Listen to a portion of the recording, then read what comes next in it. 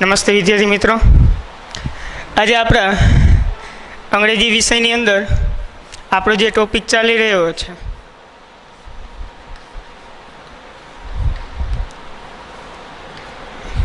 Active and passive voice, તેમાં પૂર્ણ વર્તમાન અને પૂર્ણ ભૂતકાળ બંને એકસાથે શીખવાના છે. The present perfect tense and the past perfect tense, આ બંને આપણે એકસાથે જોવાનું છે. એકદમ સરળ જ છે, જરા પણ અઘરું નથી. બીજા અગાઉ આપણે જે કાર શીખાય એના કરતાં સાવ સહેલા, એટલે આપણે અહીંયા બંને કાર એકસાથે લઈએ છીએ અને આ ચેપ્ટરને હવે આપણે પૂર્ણાહુતિ તરફ લઈ જઈએ. ટૂંકમાં યાદ રાખવા માટે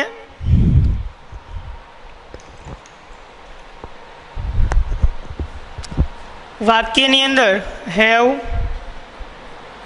એક્ટિવની અંદર હેવ અથવા હેઝ અથવા હેડ પ્લસ V3. એટલે અહીંયા એક્ટિવ વોઇસની અંદર જો વર્તમાન કાળ હોય એટલે કે પૂર્ણ વર્તમાન કાળ હોય તો હેવ કે હેઝ સાથે ક્રિયાપદનું ભૂતકૃદંત આપેલું હોય છે, અને જો પૂર્ણ ભૂતકાળ હોય તો હેડની સાથે V3 આપેલું હોય. એટલે આપણે જે V3 મૂકવાનું અહીંયા આપેલું છે એટલે એ પણ વિચારવાનું આવે નહીં. બીજું કે પૂર્ણ ભૂતકાળ હોય તો એક જ ટુ હેવનું રૂપ આપણે મૂકવાનું થાય હેડ. એક વચન કરતા હોય તો ભલે, બહુ વચન કરતા હોય તો ભલે, તો એકદમ સહેલું. ખાલી એક હેડની વચ્ચે આપણે એક શબ્દ ઉમેરવાનો થાય એ મૂકવાનો રહેશે. હવે એનું પેસિવ જ્યારે બનાવીએ ત્યારે હેવ અથવા હેઝ અથવા હેડ એક શબ્દ ઉમેરવાનું, બીન અને V3. ટૂંકમાં હેવ, હેઝ, હેડ પ્લસ V3માં જે હતું એમાં વચ્ચે એક શું મૂકવાનું, બીન મૂકી દો, અને કર્તા અને કર્મની અદલા બદલી કરતા આવડે એટલે તમને પૂર્ણકાળનું પેસિવ વોઇસ આવડી જાય. જોઈએ વિધાન વાક્ય રચનાની દરેકે દરેક વાક્ય રચના. તો સૌથી પહેલી વાક્ય રચના આપણી વિધાન વાક્ય રચના હતી. આ ટૂંકમાં યાદ રાખવાનું. પહેલી વાક્ય રચના કઈ આવે? વિધાન. વિધાન વાક્ય રચનાની અંદર એક્ટિવ વોઇસની અંદર સબ્જેક્ટ, પછી હેવ અથવા હેઝ અથવા હેડ. બરાબર. જો પૂર્ણ વર્તમાનકાળ હોય તો હેવ અથવા હેઝ. એ કોના આધારે? તો એક વચન હોય હી સીટ તો હેઝ, એ સિવાય હેવ. એ હેવ ને હેઝ કોની સાથે આવે એ આપણને ખબર જ છે.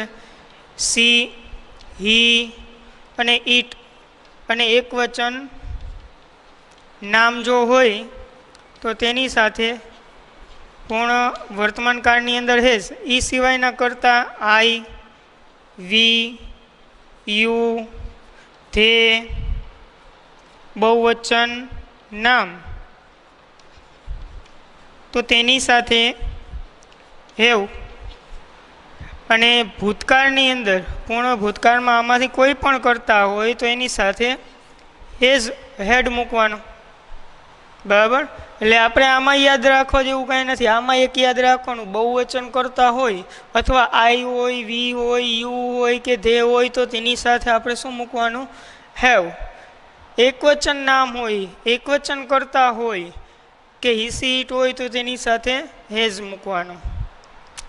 પછી V3 કર્મ, ઓબ્જેક્ટ, અન્ય શબ્દ, અધર વર્ડ્સ. પેસિવમાં એનું જો રૂપાંતર કરીએ તો સબ્જેક્ટની જગ્યાએ ઓબ્જેક્ટ, ઓબ્જેક્ટ પ્રમાણે હેવ, હેઝ, હેડ. પછી એક શબ્દ તમારે ઉમેરવાનો થશે બીન. V3 આપેલું જ છે એ એમને રાખવાનું. આમાંથી જે આપણે મૂકવાનું હોય, હેડ આપેલું હોય તો હેડ જ આવે, પણ હેવ કે હેઝમાંથી ગમે તે એક આવે એ ધ્યાન રાખવાનું. પણ એ બેની વચ્ચે પછી શું મૂકવાનું? બીન. ઓબ્જેક્ટ છે એની જગ્યાએ by, subject plus other words.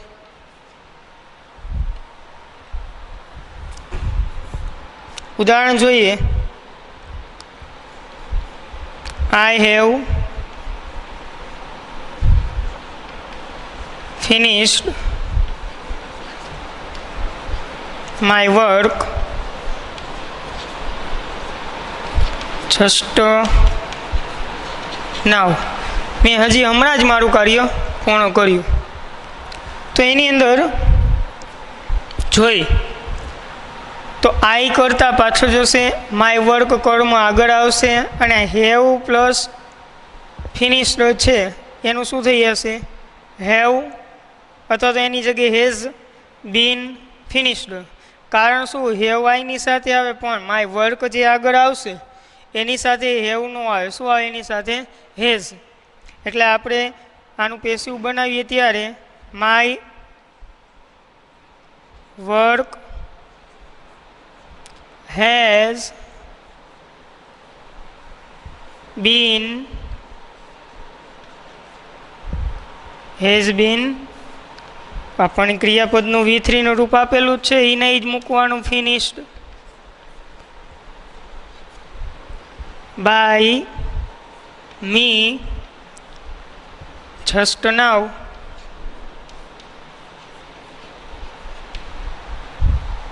Okay.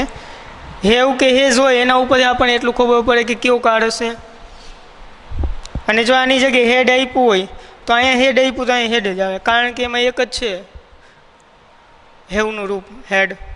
એનું ઉદાહરણ જોઈએ આપણે એક.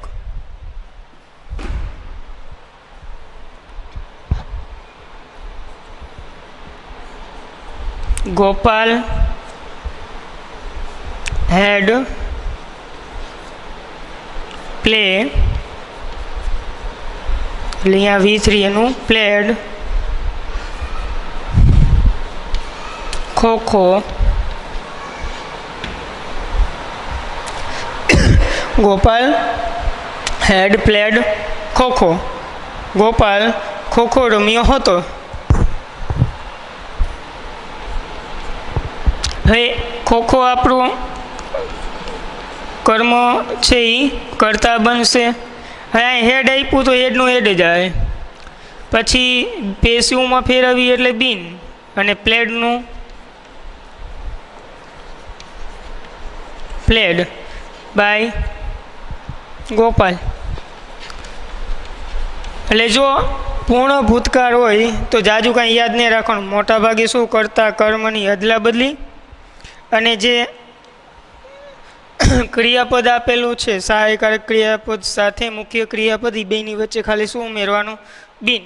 એટલે આપણું એક્ટિવમાંથી પેસિવ બની જાય. ત્યાર પછીની આપણે વાક્ય રચના જોઈએ તો આપણી નકાર વાક્ય રચના આવે.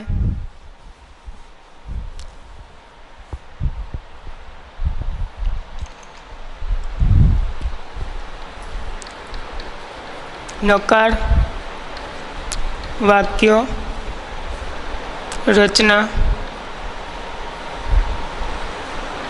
નકાર વાક્ય રચનાની અંદર એક્ટિવમાં તો સૌથી પહેલાં સબ્જેક્ટ, પૂર્ણ વર્તમાનકાળ હોય તો હેવ અથવા હેઝ, અને પૂર્ણ ભૂતકાળ હોય તો had, plus not plus V3 plus object plus other words પ્રશ્નાર્થ ચિહ્ન નો આવે. સબ્જેક્ટની જગ્યાએ ઓબ્જેક્ટ પેસિવમાં એ કર્મ જે આપણે આગળ લાવ્યા એ મુજબ પૂર્ણ વર્તમાનકાળની અંદર હેવ હેઝ, અને જો ભૂતકાળ હોય તો હેડ નોટ, પછી બીન ઉમેરાય, અથવા તો આ બે અદલા બદલી પહેલાં બીન પછી નોટ પણ લખી શકો. V3 plus by subject plus object, આગળ વહી ગયા પછી અન્ય શબ્દ. હવે પેસિવમાં એક્ઝામ્પલ જોઈએ. આ જ વાક્ય કે અન્ય કોઈ વાક્ય લઈ તો he has not done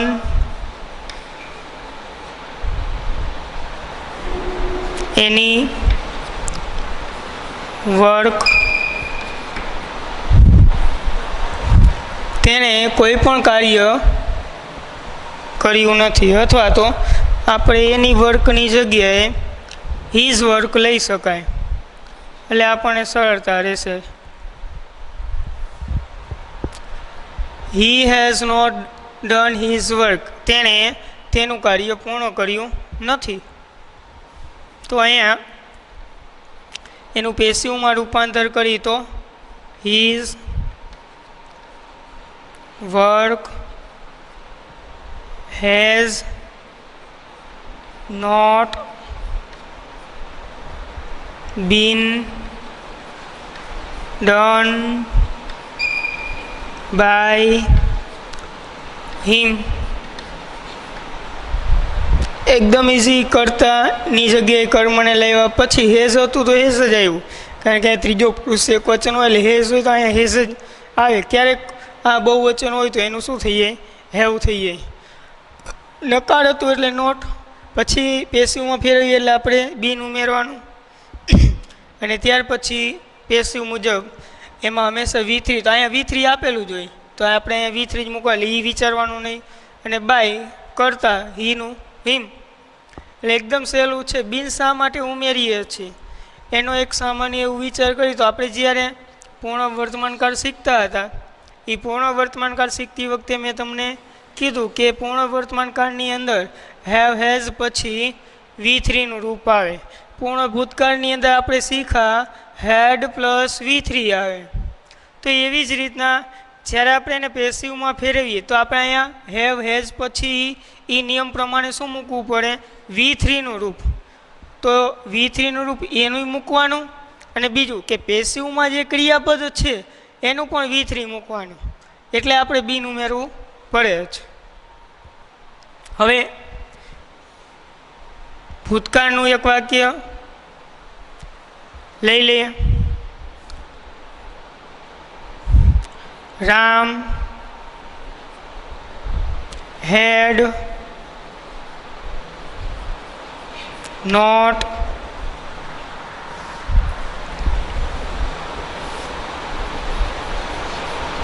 eaten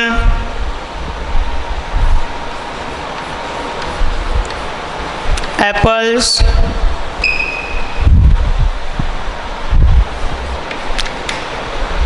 apples બહુવચનમાં છે, તેમ છતાં અહીંયા શું આવશે, હેડ, કેમ કે આમાં એક હેડ જ આવે. પછી નકાર બનાવવા માટે not been done eaten by Ram. બરાબર, આ રીતના હેડવાળું વાક્ય આવે. એટલે હવે મોટાભાગે આપણે હેડ કે હેવ કે હેઝ એ ત્રણમાંથી એક હોય, એ જે હોય એ પ્રમાણે. જો હેડ હોય તો હેડ જ મૂકવાનું. એક હેવ કે હેઝ આવે ત્યારે એનું ધ્યાન રાખવાનું. જો આ વાક્યની અંદર અહીંયા શું હોત, હેઝ હોત, તો અહીંયા આગળ આવો તો શું થઈ યાર? હેવ. શું કામ? કારણ કે આ વાક્ય પૂર્ણ વર્તમાનકાળનું છે.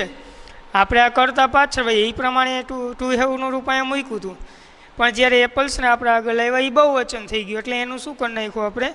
હેવ. એટલે ધ્યાન રાખવાનું. હવે ત્રીજી વાક્ય રચના, સહાયકારક વાક્ય રચના. સહાયકારક વાક્ય રચનાની અંદર જે ટુ હેવના રૂપ છે એટલે કે હેવ અથવા હેઝ અથવા હેડ એ વાક્યની શરૂઆતમાં, ત્યાર પછી સબ્જેક્ટ, V3, ઓબ્જેક્ટ, અધર વર્ડ, પ્રશ્નાર્થ ચિહ્ન. પેસિવમાં ફેરવીએ તો જે આપણે કર્મને આગળ લાવી એ અનુરૂપ હેવ કે હેઝ. જો હેડ હોય તો હેડ એમને મજરી, એમાં કોઈ ફેરફાર કરવાનો આવતો નથી. સબ્જેક્ટની જગ્યાએ ઓબ્જેક્ટ, V3 છે એની પહેલાં બીન ઉમેરવાનું, ત્યાર પછી V3, ઓબ્જેક્ટ છે એની જગ્યાએ બાય સબ્જેક્ટ, અન્ય શબ્દ, અધર વર્ડ, પ્રશ્નાર્થ ચિહ્ન. ઉદાહરણ જોઈ, હેઝ રાધા કુકડ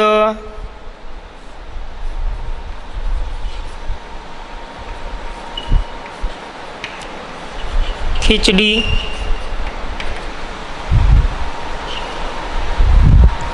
શું રાધાએ ખીચડી રાંધી બનાવી?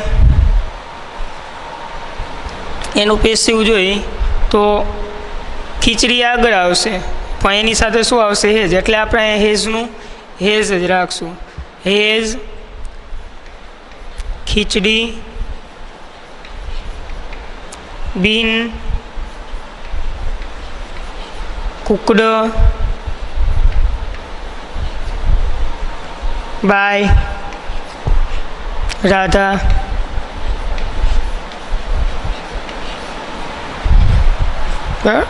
એવી રીતના જો હેડ હોય તો હેડ એમને માની લ્યો કે હેડ હોય તો હેડ બે આવીએ, પૂરું. આ જ રીતનું વાક્ય બને. ટૂંકમાં હેવ હેઝ કે હેડ, પણ હેવ કે હેઝ હોય ત્યારે ધ્યાન રાખવાનું હેવનું હેઝ નથી થતું ને કે હેઝનું હેવ નથી થતું ને એ ધ્યાન રાખવાનું. એ કઈ રીતના કરતા? એક વચન હોય તો હેઝ આપ્યું ને તમે અહીંયા બહુ વચન લાવો તો એનું શું થઈ જાય? હેવ. અને અહીંયા બહુ વચન આપ્યું ને તમે આને આગળ લાવો કરતા એક વચનને તો અહીંયા શું થઈ જાય? હેઝ. એ જ વસ્તુ એક તમારે ધ્યાન રાખવાનું કે હેવ હેઝ આપેલું હોય ત્યારે હેવ આવે કે હેઝ એ મૂકતા તમને આવડવું જોઈએ. હેડમાં કોઈ એવો પ્રશ્ન રહેતો નથી. ત્યાર પછીની આપણી વાક્ય રચના WH. WHમાં સૌથી પહેલાં હું વાળી વાક્ય રચના.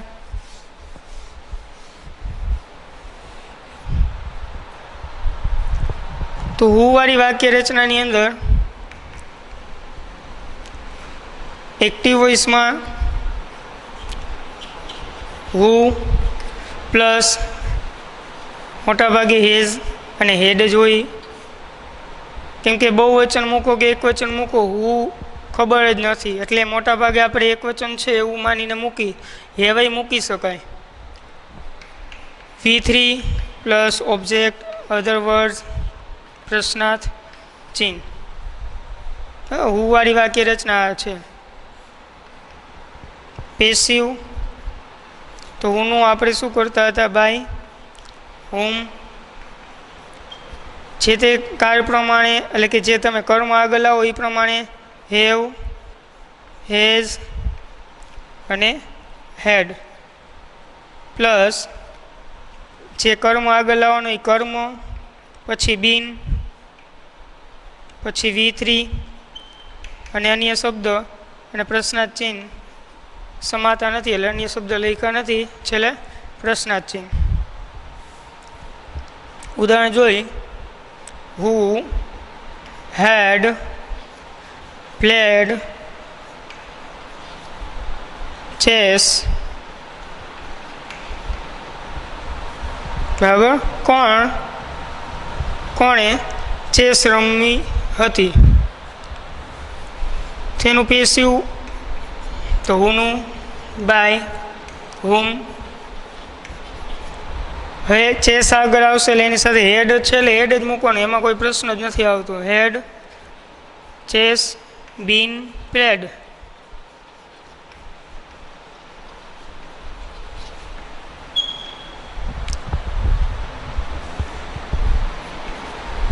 who have played chess. આમાં એક ધ્યાન રાખવાનું, શું તો હુનું થઈ જશે બાય હુમ, હુનું થઈ જાય બાય હુમ. હવે હેવ છે એ કોની સાથે મૂકવાનું? ચેસ. તો ચેસની સાથે હેવ નથી આવતું, શું આવે? હેઝ.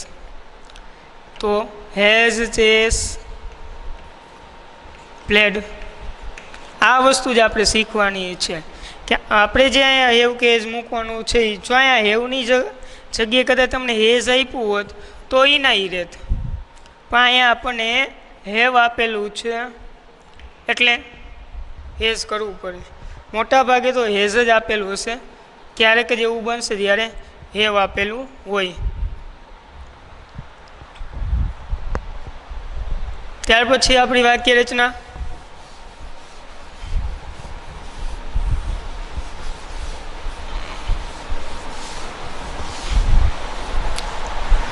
વોટવાળી. તો વોટવાળી વાક્ય રચના આપણી જોઈએ.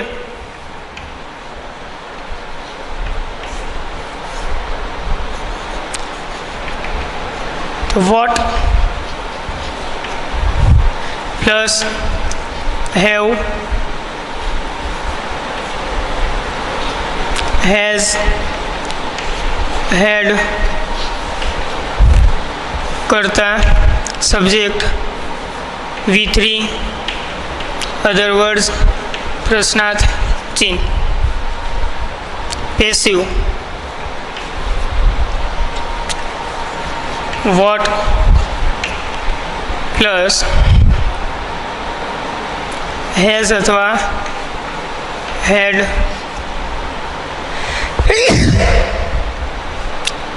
કરતા પાછળ વહી જાય, કર્મ હોતો નથી એટલે આગળનું આવે, સીધું શું આવે? Been V3 plus by plus subject plus other words plus પ્રશ્નાર્થ ચિહ્ન. ઉદાહરણ જોઈ. What have you done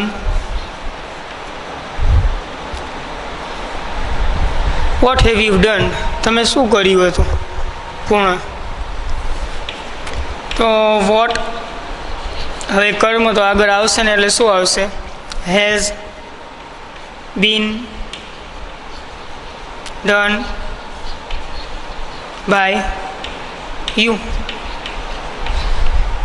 vote has been done by you. હવે અહીંયા હેડ આપેલું હોય તો હેડ એમને જ રહે, એમાં કાંઈ ફરક પડતો નથી. હેડ હોય તો હેડ એમને જ રાખવાનું. પછી આપણી વેન અને વેરવાળી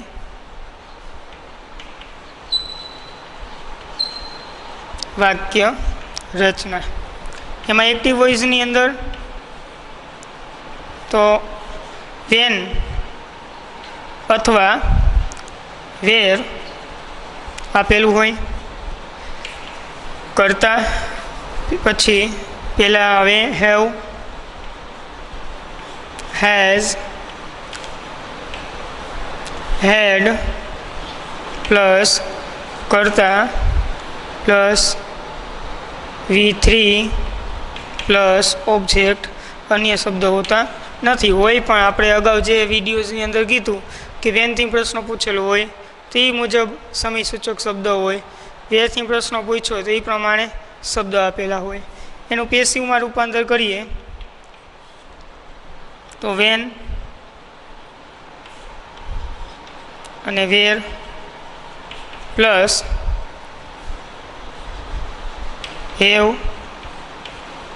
હેઝ, હેડ પ્લસ સબ્જેક્ટની જગ્યાએ તો આપણો ઓબ્જેક્ટ, પછી ઉમેરવાનું બીન, પછી V3 બાય સબ્જેક્ટ. હવે લગભગ તમને પૂરેપૂરું સમજાવવા લાગી ગયું કે શું વાક્ય રચનામાં ફેરફાર થાય. અગાઉ આપણે કહેતા કે આ વેન અને વેરને મૂકો પછીની વાક્ય રચના કેવી? સહાયકારક પ્રશ્નાર્થ વાક્ય રચના. તો સહાયકારક પ્રશ્નાર્થ વાક્ય રચનામાં કઈ રીતનો ફેરફાર થાય? એ જ રીતનો ફેરફાર અહીંયા પછી થાય. ઉદાહરણ જોઈ. When have you put my bag. When have you put my bag? તો હવે આગળ એનું જોઈએ પેસિવમાં રૂપાંતર શું થાય. તો વેન હેવ છે એની જગ્યાએ શું આવશે? તો માય બેગની સાથે has my bag been put by you. એવી રીતના આપણે વેરનું ઉદાહરણ જોઈએ. Where had she cut a tree. તો એ વેર હેડનું હેડ જ રહે. A tree